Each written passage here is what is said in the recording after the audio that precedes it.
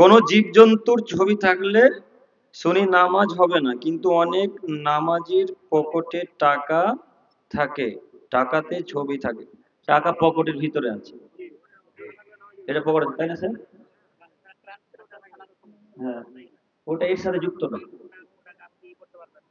ওটা এর সাথে না, ওটা টাকা পকেটে থাকছে সেটা আলাদা বিষয়। মনে করেন এখানে ফটো টাঙা আছে, ঠিক আছে, তো এখানে ফটো টাঙা আছে, এখানে নামাজ পড়ছেন, এইভাবে নামাজ হবে না, তাই না শেখ?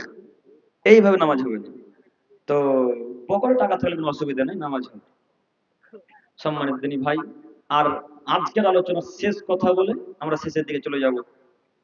ও সুবহানাল্লাহ, 12টা 10। না না, আমরা কলকাতা যাব, অনেক দূর যাব, এখানে আসুন। হ্যাঁ হ্যাঁ, অবশ্যই অবশ্যই। সম্মানিত দিনী ভাই, আপনারা উঠে গেছেন কেন? একটু বসেন না, বসেন, একটু বসেন, বসেন। হ্যাঁ বলবেন, ওটা বলে দিচ্ছি ইনশাল্লাহ। কথা শুনুন, একটা শেষ কথা শুনেন, শেষ কথা হচ্ছে, এই প্রশ্ন দেখেন, আজকাল মানুষ খৈনি মুখে নিয়ে কাজকর্ম করার সময় বিসমিল্লাহ বলে।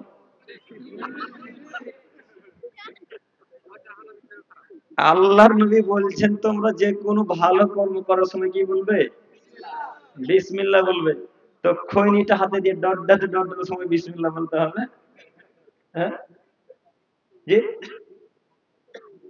খাদ্যটাই তো হারাম, তো বিসমিল্লাহ কি কাজে আসবে? কোনো কাজে আসবে না।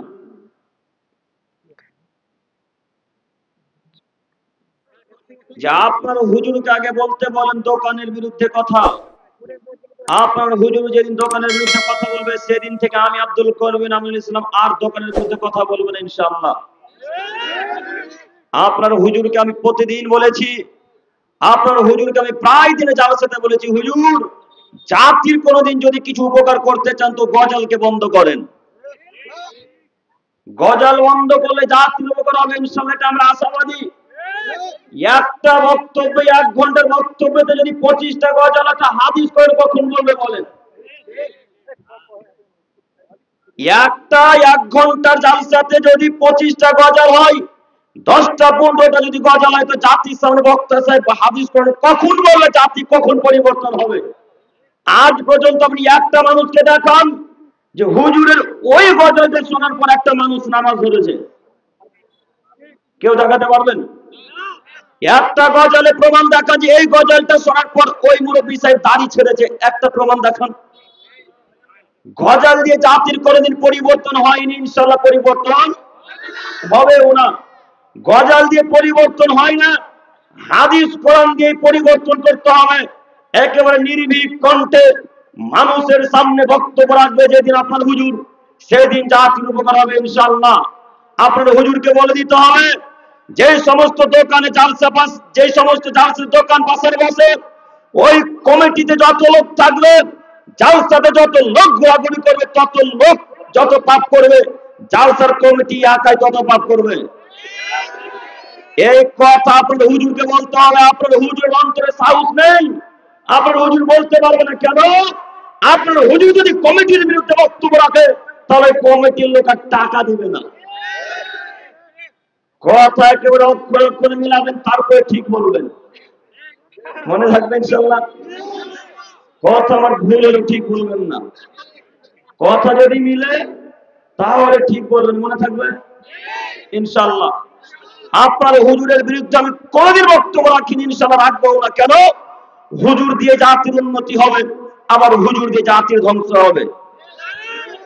হুজুর দিয়ে যেমন জাতির উপকার হয়, হুজুর দিয়ে ঠিক তেমন জাতির ধ্বংস হয়, তার জলজান্ত প্রমাণ গজাল। এই বক্তব্যের মঞ্চটা হয়ে গেছে গজালের ময়দান, গজালের মঞ্চ, তাই না? বক্তব্যের মঞ্চ এখন হয়ে গেছে গজালের ময়দান। তাই তো মানুষ বক্তব্য দেওয়ার নামে গজাল বলে আর সুর করে কেসা কাহিনী বক্তব্য চালায়, অথচ একটা হাদিস কোরআন নেই, একটা কোরআনের অর্থ নেই, যে কোরআনের অর্থ শুনে জাতি মুখস্থ রাখবে, একটা হাদিস বলে বাংলা অনুবাদে মনে রাখবে, এরকম বক্তব্য আপনার হুজুরে নেই। তাই আপনার হুজুরকে প্রতিদিন বলি, যেখানে দেখা হয় যে হুজুর আপনি গজল বন্ধ করেন, তাহলে হয়তো ইনশাআল্লাহ জাতির উপকার হবে, আপনার উপকার হবে। যাই হোক, আমি বলতে চাইছিলাম দোকান আজকে নেই, তো আমি যে কত খুশি, আলহামদুলিল্লাহ, অত্যন্ত খুশি। আমি আর শাহিনুর ভাই একদিন আলোচনা করছিলাম যে আমরা যে এইভাবে দোকানের বিরুদ্ধে বক্তব্য রাখছি, মানুষ পরিবর্তন হবে কি? তো শাহিনুর ভাই বললেন হবে ইনশাল্লাহ, দেখবেন হতে পারে। তার এটা একটা প্রমাণ। আর একটা ইটাহারে জালসায় গিয়েছিলাম, ওদের কোনো দোকানই বসেনি ইটাহারে। তো যাই হোক, ইনশাল্লাহ মানুষ পরিবর্তন হয়েছে, বুঝতে শিখেছে, ইনশাল্লাহ আরো পরিবর্তন হবে ইনশাল্লাহ।